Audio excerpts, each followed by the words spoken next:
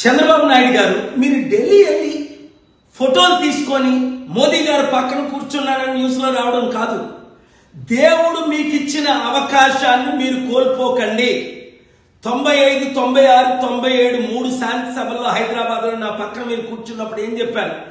మీరు దేవగౌడ్ని పిఎం చేశారు, మీరు ఇప్పుడు పిఎం అవ్వండి అంటే మంచి అవకాశం ఇచ్చినప్పుడు చేస్తాను సార్ అన్నాను. ఇదే దేవుడు మీకు ఇచ్చిన చివరి అవకాశం.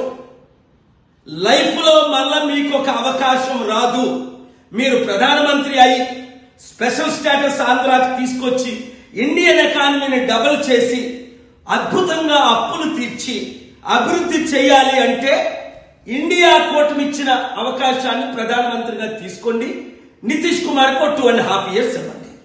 డిప్యూటీ ప్రైమ్ మినిస్టర్లుగా 4 క్యాబినెట్ మినిస్టర్లుగా మమతా బెనర్జీ, అఖిలేష్ యాదవ్ లాంటి వాళ్ళు 20 మందిని పెట్టి నడపండి.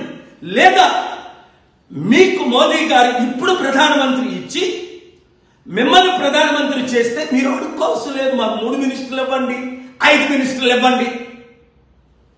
బుర్ర వాడండి, తెలివితేటలు వాడండి, పనికి వాళ్ళ బానిసలు కాకండి.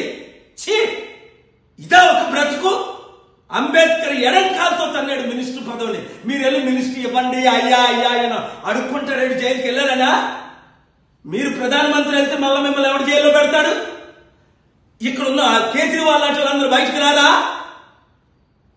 బుర్ర బుర్ర బుర్ర తెలివితేటలు ఇంకా మిగులుంటే వాడండి.